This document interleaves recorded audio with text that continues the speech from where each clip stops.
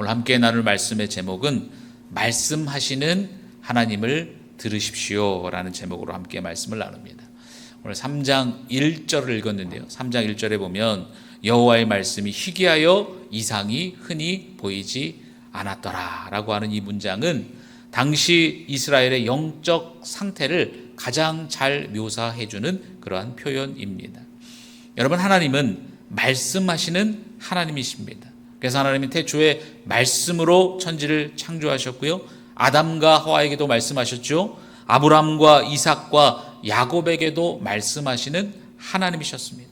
모세와 여호수아를 통해서 이스라엘에게 말씀하셨고, 사사시대에는 사사라고 하는 지도자들을 통해서 이스라엘 백성들과 소통하셨던 분이 바로 우리가 믿는 하나님입니다. 그런데요, 이스라엘이 점점 타락해 가면서 이스라엘을 향하신 하나님의 말수가 점점 줄어들고 있었어요. 그리고 엘리 시대에 와서는 그 말씀이 희귀해져 갔습니다. 하나님은 말씀하시고 우리는 그 하나님의 말씀을 듣고 그 말씀에 반응하는 것, 여러분, 이것이요 정상적인 하나님과 우리와의 관계입니다. 그런데 이 정상적인 관계에 문제가 생기면 이 피조 세계는 타락하기 시작합니다. 그래서요, 유진 피터슨은 이렇게 말합니다. 하나님이 말씀하신다는 사실은 성경적 신앙의 기본적인 실제다. 우리 믿음의 주요한 확신은 하나님이 존재하신다는 것이라기보다는 오히려 하나님이 말씀하신다는 것이다. 우리가 믿는 게 뭐라고요? 하나님이 말씀하시는 분이다. 이것을 우리가 믿는다라고 유진 피터슨은 우리에게 말해주고 있습니다. 여러분, 가정에서도 부부간에 혹은 부모와 자녀 간에 말을 하지 않고 소통하지 않는다라는 것은요, 관계에 문제가 생겼기 때문입니다. 하나님과 우리의 관계도 마찬가지입니다. 하나님이 말씀하시지 않는다라는 것은 결국 우리가 하나님을 무시하고 있다라는 것이고요, 그리고 이 무시는 결국 죄로부터 기인합니다. 그래서 구약의 마지막 선지자죠, 말라기 때부터 신약의 첫 번째 책인 마태복음까지, 여기를 신구약 중간기라고 하는데 이 신구약 중간기 400년 동안 하나님은 말씀하시지 않습니다. 하나님의 말씀이 없어요. 왜냐하면 바벨론 포로기 이후에도 이스라엘 백성들이 계속 타락해 갔기 때문에 결국 하나님은 이스라엘에게 말씀하시는 것을 멈추셨기 때문입니다. 여러분, 모든 관계에 부부관계도 그렇고 우리 친구관계도 그렇고 관계에 문제가 생겼을 때요, 아쉬운 사람이 먼저 다가가기 마련이에요. 신구약 중간기를 지나면서 인간은 하나님을 무시했습니다. 그리고 하나님을 멀리했어요. 그런데 하나님께서는 우리를 사랑하시기에 우리에게 먼저 다가와 주시죠. 요한복음 1장 14절 말씀입니다. 말씀이 육신이 되어 우리 가운데 거하심에 우리가 그의 영광을 보니 아버지의 독생자의 영광이요 은혜와 진리가 충만하더라.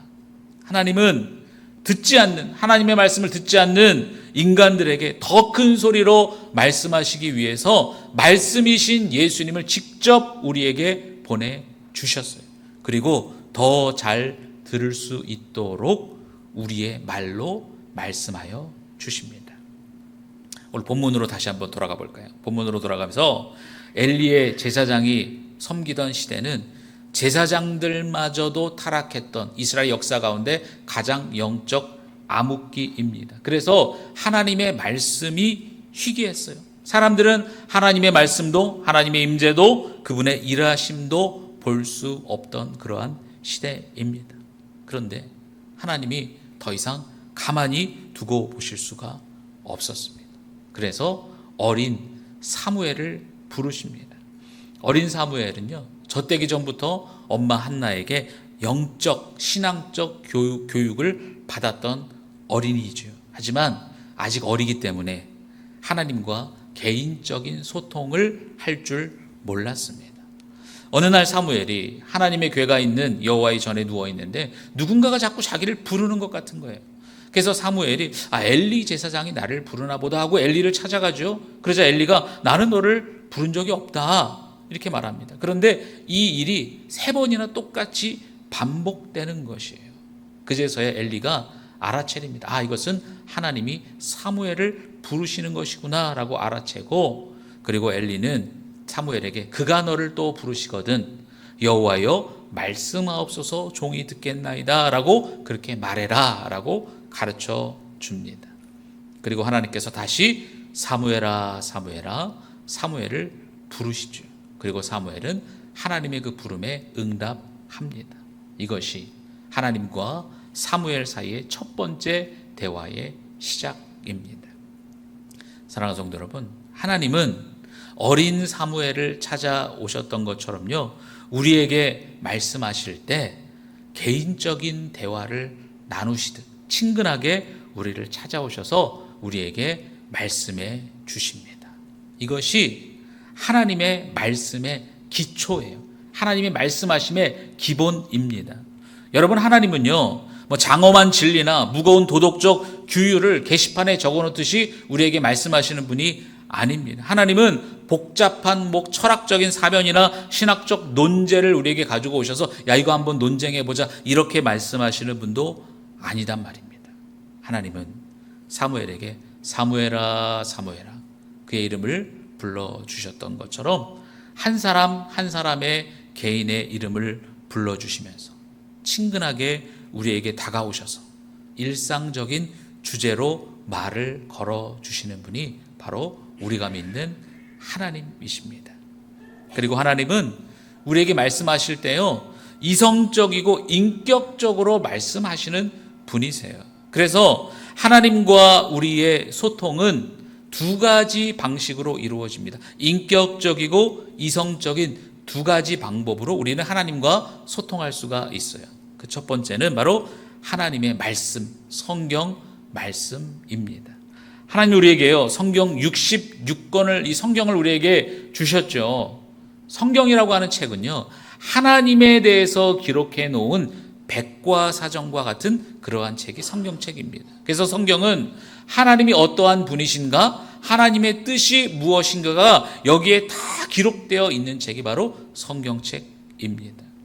그래서 우리는 성경을 읽을 때에 비로소 하나님이 어떠한 분이신가를 알게 됩니다.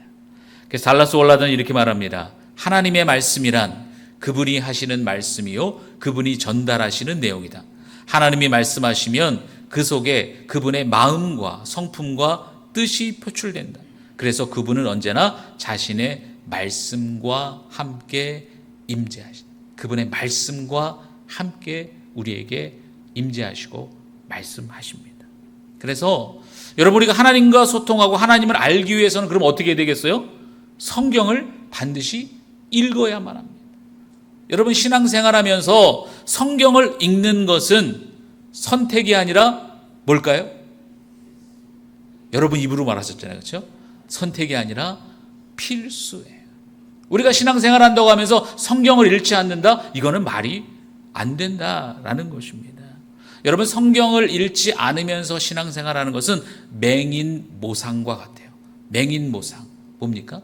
여러 맹인들이 코끼리가 어떻게 생겼나 한번 알아보려고 맹인, 앞에 안 보이는 우리 맹인들이 몇 명이 모여서 코끼리를 만져보잖아요. 어떤 사람은 코를 만져보고, 어떤 사람은 다리를 만져보고, 어떤 사람은 꼬리를 만져보고, 그러면서 서로 말하는 게 뭡니까? 이게 코끼리야. 내가 만져본 게 코끼리야. 여러분, 하나님을 어떻게 알 수 있어요? 우리가 성경을 읽지 않으면 이렇게 하나님을 부분적으로만 알게 되고 하나님을 온전히 알 수가 없습니다.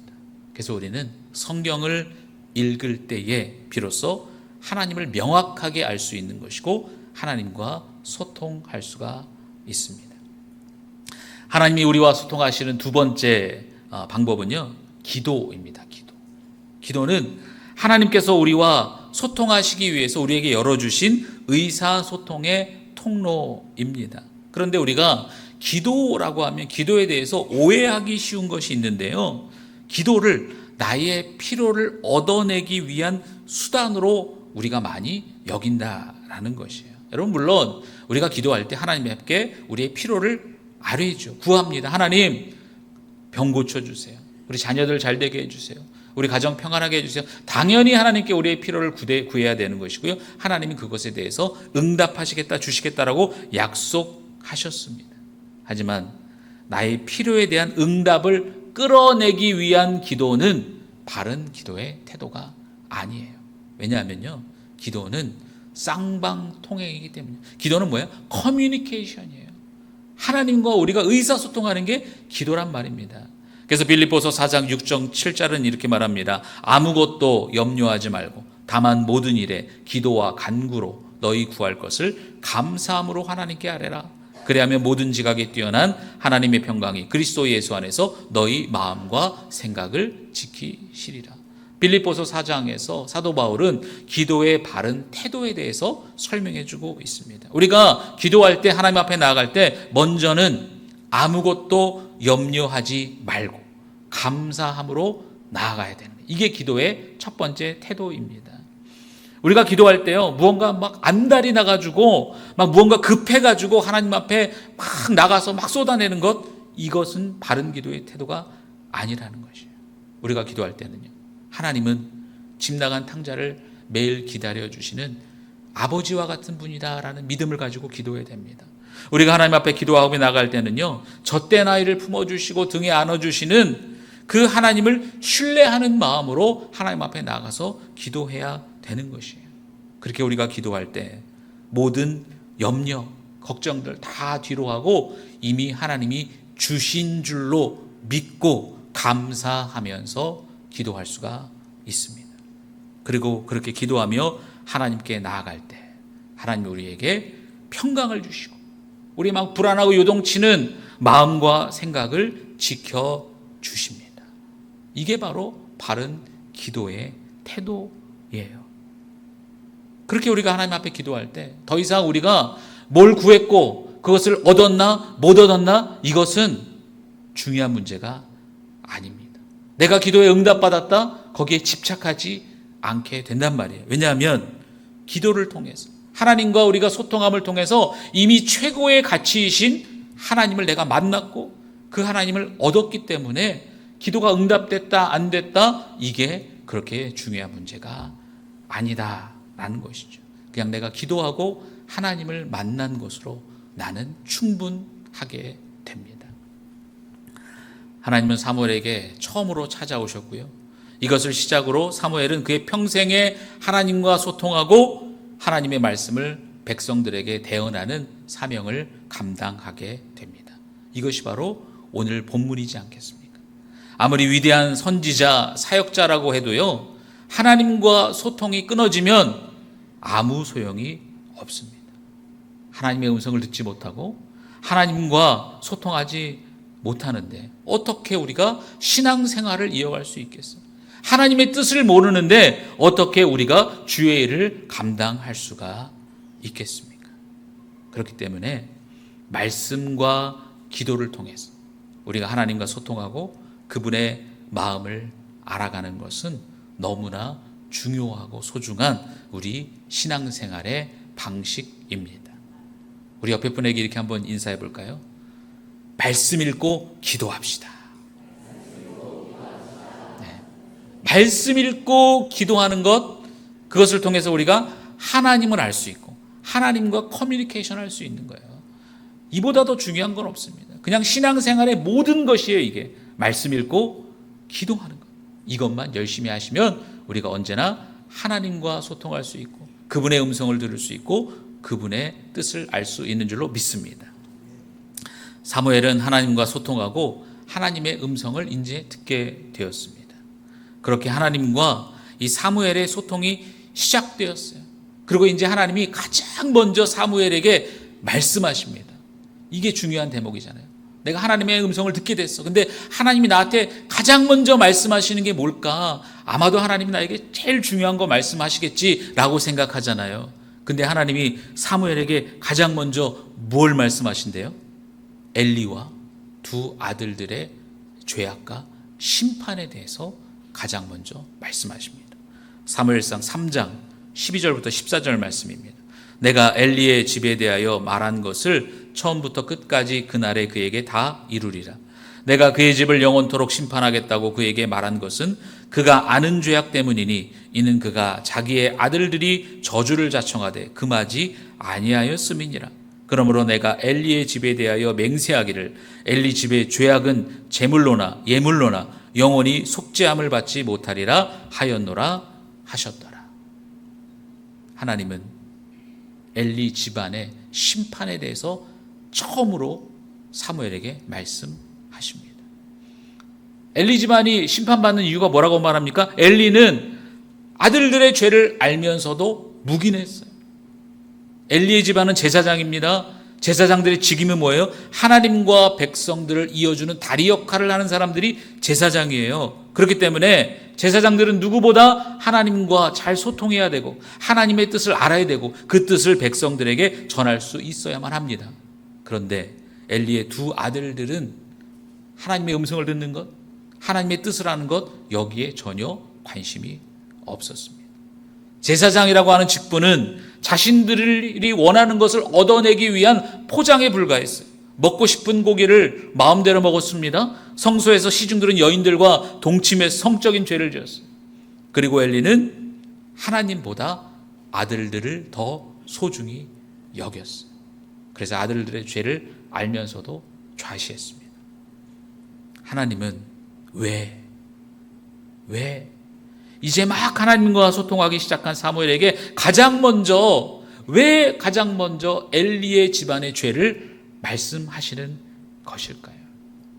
하나님과 제사장 사이에 소통이 끊어졌다라고 하는 것은 곧 하나님과 이스라엘 백성들과의 단절을 의미합니다. 하나님은 이스라엘이 하나님과 단절되게 만들었던 그 가장 큰 요인, 죄에 대해서 말씀하고 싶으신 거예요. 이 죄의 문제를 해결하지 못하면 다시 너희는 나와 소통할 수가 없다. 죄의 문제를 해결해야 된다. 그렇기 때문에 지금 사무엘에게 가장 먼저 죄에 대해서 말씀하고 있는 것이죠. 그래서 이제 막 하나님의 음성을 듣기 시작한 사무엘에게 하나님은 엘리 집안의 심판의 이야기를 하십니다. 사랑하는 성도 여러분, 우리가 하나님의 음성을 듣지 못하는 가장 큰 이유는요, 바로 우리의 죄 때문입니다. 그래서 작고하신 팀 켈러 목사님이 죄에 대해서 이렇게 설명하셨어요.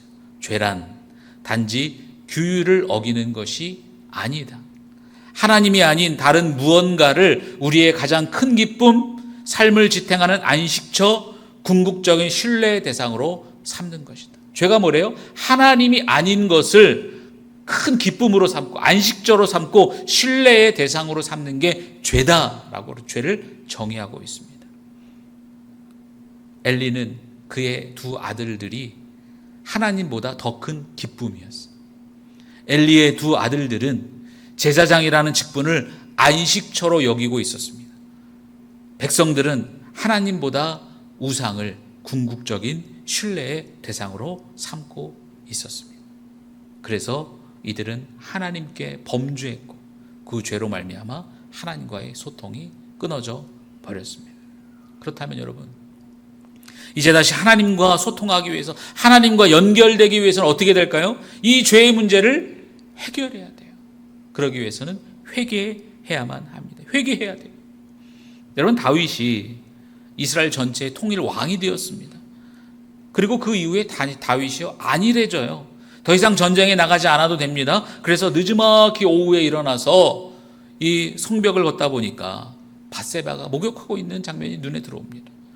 욕정이 올라와서 그 유부녀인 밧세바를 데려다가 간음하지요. 그리고 자신의 이 죄를, 간음의 죄를 숨기기 위해서 그의 남편, 충직한 자신의 신하였던 우리아를 전쟁터에서 죽게 만듭니다. 하지만 다윗은 자신이 저지른 이 만행이 죄라고 여기지 않습니다. 그래서 하나님께서 나단 선지자를 보내시죠. 그리고 나단을 통해서 그의 죄를 지적하게 하십니다. 그제서야 다윗은 자신의 죄를 깨닫고 하나님 앞에 엎드려서 회개합니다. 다윗의 죄는요, 그의 눈을 가렸고 그의 양심을 잠재웠으며 하나님의 음성을 듣지 못하게 했습니다. 뭐가 이렇게 했다고요? 죄가, 다윗의 죄가.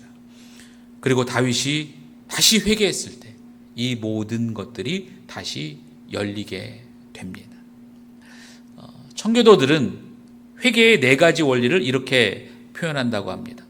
자신의 죄를 보고, 죄를 자백하며, 죄를 애통하고, 죄를 미워해야 된다. 같이 한번 읽어볼까요? 자신의 죄를 보고, 죄를 자백하며, 죄를 애통하고, 죄를 미워해야 된다. 사랑하는 성도 여러분, 하나님과의 소통에 문제가 있으십니까? 하나님의 음성이 들리지 않습니까? 하나님이 멀게만 느껴지십니까? 그렇다면 우리 안에 죄가 있는 것입니다. 그리고 이 죄를 우리는 해결해야 돼요. 하나님 앞에 회개해야만 합니다. 엘리는 하나님께서 사무엘에게 무엇을 말씀하셨는가 궁금했어요. 그래서 사무엘을 불러다가 야, 너가 소상하게 다 말해봐라. 하나님이 너에게 뭐라고 말씀하셨냐. 그러자 사무엘은 자신이 들었던 그 모든 엘리 집안에 대한 심판을 다 엘리에게 말해줍니다. 사무엘상 3장 18절입니다. 사무엘이 그것을 그에게 자세히 말하고 조금도 숨기지 아니하니 그가 이르되 이는 여호와의 신이 선하신 대로 하실 것이라 하니라. 사무엘이 엘리의 심판의 내용을 다 이야기하고 그것을 다 들은 엘리는 회개했다라는 내용이 성경 어디에도 없습니다. 하나님이 분명히 그들의 죄를 지적하셨음에도 불구하고 엘리와 두 아들은 회개하지 않았어요. 그냥 단지 이는 여호와의 신이 선하신 대로 하실 것이다. 아니 나 모르겠다. 그냥 이러고 끝납니다. 사랑하는 성도 여러분, 병 들어가고 있으면 그것을 그대로 방치하면요 더 큰 병이 돼요. 빨리 병을 고쳐하고 치료받아야 그래야 우리가 정상적으로 회복될 수가 있습니다. 나를 영적으로 병들게 했던 죄가 있습니까? 그렇다면 그 죄를 돌아보시고 자백하고 죄로 인해서 하나님과 끊어졌던 그 관계에 대해서 애통해하고 그리고 죄를 미워하고 죄의 자리에서 떠나야만 합니다. 이게 바로 회개예요.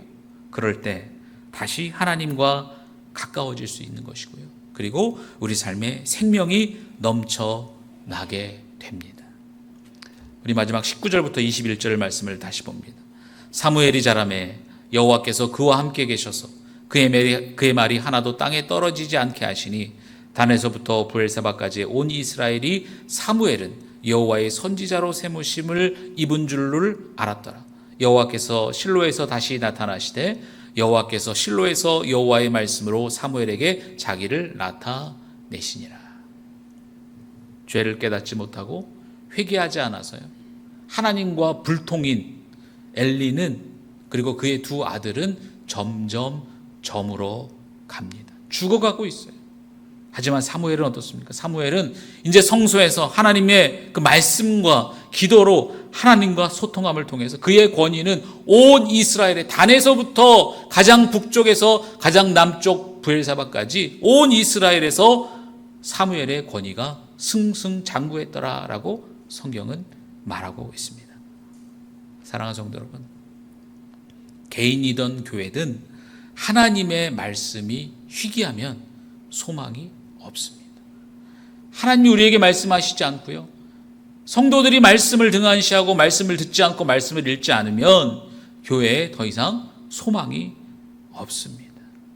그래서 우리가 살기 위해서는 어떻게 해야 돼요? 반드시 하나님의 말씀을 들어야 되는 것이에요.